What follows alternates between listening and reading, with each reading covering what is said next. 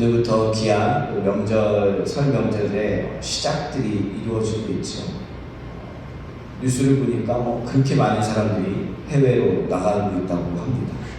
그럼에도 불구하고 주님의 제단을 지키고 새벽 제단에 나오는 여러분들, 그 안에 하나님의 놀라운 은혜가 충만히 넘쳐나기를 간절히 소망합니다. 오늘 우리가 보신 이 요한복음의 말씀은 아마 신앙생활을 하시는 분들, 특별히 또 새벽 제단을 쌓으며 나오시는 분들에게는 너무나 익숙하고 다 아는 그런 말씀일 겁니다. 가늠한 여인에 대한 말씀.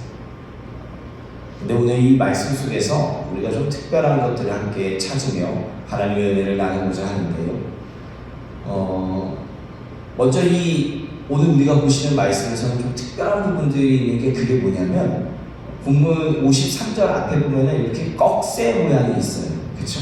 꺽쇠 모양이 있고 거기에 아주 작게 위에 숫자 1 이렇게 적혀 있습니다. 그리고 8장 11절 맨 밑으로 가면은 그 끝에 말라 하시니라 하고 또 꺽쇠가 있어요. 그쵸?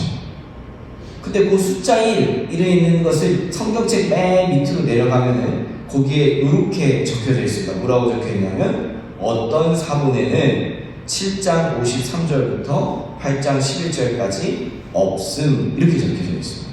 이게 무슨 말이냐면 대부분의 성경은 전부 다 사본으로 이루어졌습니다. 그래서 많은 사본들이 다 있는데 그 사본들의 내용들이 전부 다 같아요. 근데 여러 사본들 중에 대부분 이 요한복음의 가늠한 여인들의 기사들이 적혀 있는데 어떤 사본에는 이게 없더라는 거예요. 그래서 이것을 어떻게 해야 될까 수많은 고민을 하다가 그래도 많은 사본들 가운데 들어와 있으니까 이 부분들은 성경에 넣기로 하되 어떤 곳에는 빠져도 있더라 라는 것을 표기해 주는 표시죠. 그러다 보니까 사람들에게 신학을 공부하시는 신학 성서학자들에게 굉장히 논란이 많았어요. 이 사건이 진짜 있었던 일이냐 아니냐, 진짜 있었던 일이라는 다 적혀 있어야 되는데 왜 어디에는 빠져 있느냐, 이러한 얘기들이 좀 많이 있었는데 많은 논의를 통해서 그래도 이것은 진짜 있었던 하나님의 역사고 예수님의 역사이고 빠진 것들은 이들을 받아주는 누군가가 누락이 되어졌던 것 같다라고 하여 이제 우리가 보는 성경에 들어와 있는 기사이기도 하죠. 오늘 본문의 말씀들은 여러분들이 너무나 잘 알고 계시는 것처럼 이 서기관과 바리새인이 예수님 앞에 음행하다가 현장에서 잡혀인 여자를 데리고 옵니다. 근데 이 데리고 온 이유가 성경에 보면 뭐라고 되어 있냐면 예수님을 시험하려고 데리고 왔다는 거예요. 옳은 의도로 데리고 온 게 아니라 예수님을 시험하려고 합니다. 왜 예수님을 시험하느냐? 당시에 이 율법으로 음행한 자는 죽여야 되거든요. 모세의 율법으로. 근데 로마 시대의 법으로 누군가에게 사형을 언도하고 처형할 수 있는 것을 일반 시민들이 금지되어져 있었어요. 그러니까 율법을 지키는지 아니면 로마의 법을 어기는지 이 두 가지를 갖고 굉장히 고민할 수밖에 없는 거지. 만약에 예수님이 율법에 적혀있는 대로 저 여자를 죽여라 라고 얘기하면 어떻게 되는 겁니까? 로마의 법을 어기는 거예요. 그러니까 당장 잡혀갈 수 있는 거죠. 또 반대로 저 여자를 살려줘라 라고 얘기하면 유대인들이 믿고 있었던 율법이 한 번에 무너지는 거죠. 그럼 율법을 어긴 사람이야 라고 예수님을 향해서 정죄할 수 있는 아주 애매한 답을 낼 수밖에 없는 어떤 것들에도 문제가 될 수 있는 그러한 상황에 있는 질문을 탁 던지는 겁니다. 그러자 예수님은 어떻게 하십니까? 그들의 질문을 듣고요 당장 답변을 안 하세요. 성경에 보면 엎드려서 땅에 뭔가를 썼다고 얘기하십니다. 근데 뭘 썼는지에 대해서는 어느 성경을 봐도 어느 주석을 봐도 나와 있지가 않아요. 그냥 땅에 뭐라고 이렇게 쓰셨대요. 그리고 나서 잠시 고개를 들어서 7절에 이렇게 말씀하시죠. 너희 중에 죄 없는 자가 먼저 돌로 치라. 너희 중에 죄 없는 자가 먼저 저 여인을 향하여 돌로 치라. 그리고 나서 다시 몸을 굽혀서 땅에 또 무엇인가를 그저 쓰십니다. 근데 예수님이 그 쓰고 계시는 동안 어떤 일이 일어나죠? 함께 있었던 무리들이 그 자리를 떠나서 각자 집으로 돌아갑니다. 성경에 보면 어린아이로부터 젊은이까지, 나이가 든 사람까지 모두가 떠나갔다고 적혀져 있어요. 그리고 나서 모두가 떠난 그 자리에 이제 예수님과 음행하다 잡혀온 여인 둘만 남아 있습니다. 그때 예수님께서 그 여인을 향하여 나도 너를 정죄하지 아니하노니 가서 다시는 죄를 범하지 말라라고 말씀하십니다. 이게 오늘 본문에 나와 있는 전체의 내용이에요. 근데 우리는 여기서 예수님이 마지막으로 여인에게 전하신 그 말씀 뭐죠? 나도 너를 정죄하지 아니하노니 가서 다시는 죄를 범하지 말라라고 하는 이 말씀에 대해서 좀 더 깊이 있게 살펴볼 필요가 있다라는 것이죠. 누군가를 정죄하는 것, 누군가의 잘못을 보고 너 죄를 지었어 라고 얘기하는 것, 이것은 우리의 삶 속에서 너무나 익숙해요. 그래서 지금도 뭐 여러 가지 이슈들로 인해서 저 사람이 잘했니 잘못했니 옳으니 많이 서로 그러한 이념적인 갈등들 때문에 굉장히 부딪히고 또 법률적으로도 그런 것들을 갖고 막 심도 깊게 이 나라가 지금 정신이 없지 않습니다. 옳고 그름을 판단하는 이 땅에서의 기준은 무엇이냐? 법이 그러냐? 도덕적으로 맞냐? 아니면 우리가 알고 있는 보편적인 가치를 어겼냐? 아니면 제대로 했냐? 이런 것 갖고 사람을 판단하고 정죄를 해요.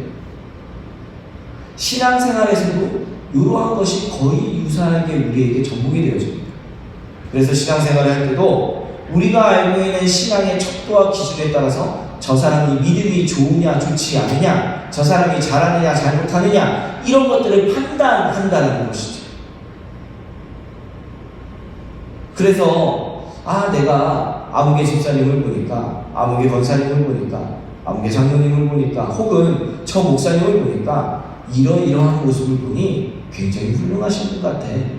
이런 모습을 보니 믿음이 좋으신 것 같아. 와, 이렇게 하시는 모습을 보니까 조금은 실망스러운 부분들이 있네. 저분을 보니까 어떻게 저렇게까지 저 자리에 올라왔는지 도무지 그 믿음이, 그 신앙이 엉망인 것 같은데 이해가 되지 않아 라는 이야기를 합니다. 무엇을 보고? 그 사람의 신앙의 척도나 우리가 갖고 있는 가치관에서의 신앙의 모습을 보고 그것들을 판단하게 돼 있죠. 그래서 우리는 누군가를 평가할 때 우리가 갖고 있는 보편적인 기준점들이 다 원칙이 되어집니다. 그런데 오늘 본문에서 이 여인을 향하여, 이 여인의 죄를 향하여 무엇하다라고 얘기하시는 분은 누가 계시죠? 예수님 한 분밖에 없어요. 이 여인의 죄에 대해서 잘했는지 잘못했는지, 혹은 잘못했더라도 그것을 정죄하지 않겠다라고 얘기할 수 있는 분은 예수님 한 분밖에 없다는 거예요. 예수님은 죄악에 대해서 심판도 하실 수 있지만 그 죄악에 대한 부분도 용서하실 수 있는 부분입니다. 근데 우리는 어떻습니까? 그 예수님만이 가지고 있는 고유한 그 일들을 마치 내가 할 수 있는 것처럼 이 땅에서 그것들을 판단하고 살아가요.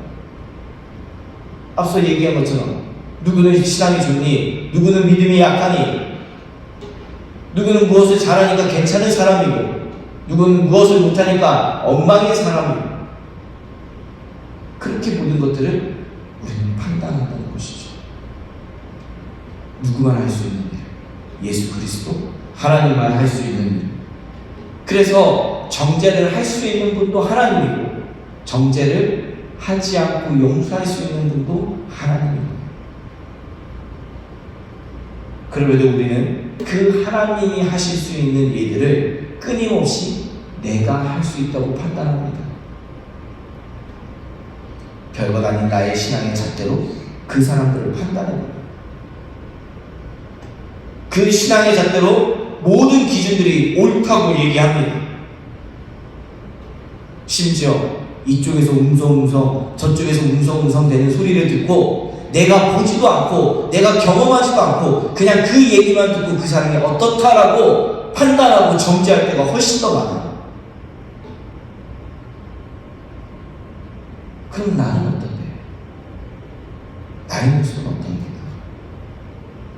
여러분, 우리가 정말 하나님 앞에서 부끄러움 없는 존재로 살아가신다고 이 자리에서 떳떳이 얘기하실 수 있는 분이 계실까요? 나 죄 없어. 나 한 번도 죄 지은 적 없어. 라고 얘기하실 수 있는 분 계십니까? 아무도 없거든요. 우리 모두는 죄악 가운데 살아갈 수밖에 없는 존재거든요. 죄를 지으면서 살아갈 수밖에 없는 사람이라고. 죄의 속성이 있는데. 근데 나에 대해서는 그런 정죄의 기준들이, 죄에 대한 기준들이 하나도 드러나지 않아요. 뭐 한때 유행했던 내로남불이라고 했죠. 내가 하면 로맨스고 남이 하면 불륜이라고. 그런 나의 합리화로 자기에 대해서는 모든 것이 다 괜찮아요. 아무개 집사는, 아무개 권사는, 누구누구는 아니 이런 날 교회를 안 나오는데 그게 신앙이야? 근데 내가 안 나오는 건 아팠습니까? 힘들었습니까? 우리 그렇게 얘기하지 않습니까? 자세히 들여다보면 나도 죄악의 속성 가운데서 엉망진창의 모습으로 살아가고 있다는 거예요. 그런 내가 나의 교만함을 누군가를 정죄하고 판단하고 있는 것은 아닌지, 오늘 하나님은 그런 우리의 모습을 돌아보라고 얘기하죠. 근데 더 놀라운 모습은 뭔지 아십니까? 그렇게 죄악 속에 엉망진창으로 살아가는 우리에게 예수 그리스도가 다가오셔서 그 간임한 여인에게 해준 말을 똑같이 해주세요. 나도 너를 정죄하지 아니하노니 가서 다시 죄를 범하지 말라.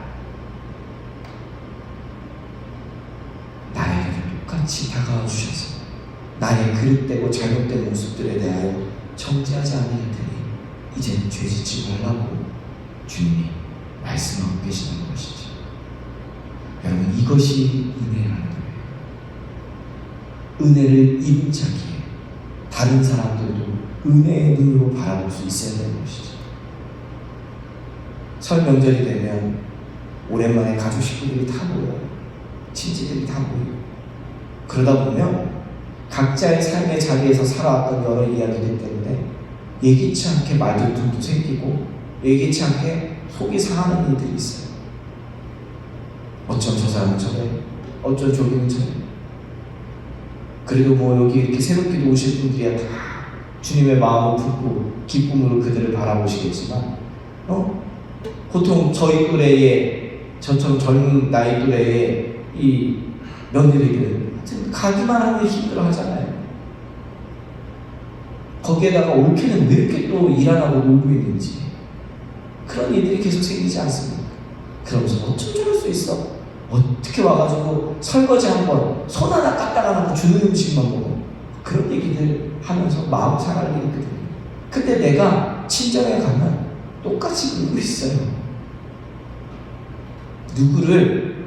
어떤 사람을 내 기준으로 뭔가 할 게 아니라 은혜를 입은 자라면 오히려 그 앞에서 오랜만에 왔으니까 내가 기쁨으로 섞일 수 있어야지 하는 그 마음이 우리의 삶 가운데 있어야 되는 것이죠. 사랑하는 성도 여러분, 누군가의 잘못, 누군가가 옳지 않은 모습을 할 수 있을 때 정죄하고 싶은 마음은 누구에게나 들어요. 왜? 저 사람의 모습이 잘못된 뿐입니다. 그런데 그 정죄와 그 죄에 대한 판단의 기준은 누구만 할 수 있냐면 예수 그리스도 하나님만 하실 수 있습니다. 우리는 그 안의 모습을 보면서, 그 안타까운 모습을 보면서 도리어 은혜를 입은 자로 하나님께 그를 위해 기도할 수 있어야 돼요. 그의 아프고 연약하고 조금은 잘못된 모습이 보이면 그것을 주님께 맡기며 기도할 수 있어야 되죠. 다시는 죄를 범하지 말라는 주님의 말씀을 명령대 내 스스로를 돌봄과 동시에 그러한 자들이 향하여 기도할 수 있는 우리의 모습으로 살아가야 합니다. 이유는 간단해요. 나의 약함도 제약도 예수님께서는 십자가에서 이미 모든 것들을 다 채워주셨기 때문입니다. 오늘 우리에게 하루가 주어졌습니다. 오늘 이 하루의 한 날을 살아갈 때에 오늘 말씀 붙들고 주님 앞에 나아가십시오. 하나님, 나에게 주신 그 은혜를 오늘 내 삶 속에서 살아내며 조금은 연약하고 조금은 옳지 않아 보이더라도 그를 위하여 기도하고 내가 그러한 모습으로 살아가지 아니할 수 있도록 최선을 다하며 주님께 나아가겠다 결단하는 우리의 모습이 되기를 하나님은 원하고 계십니다. 그러한 하나님의 원하심 가운데 믿음으로 순종하며 나아가는 귀한 주님의 자녀들이 되시기를 주님의 이름으로 간절히 축복하고 하나님의 원하신 대로 살아가기를 간절히 소망합니다.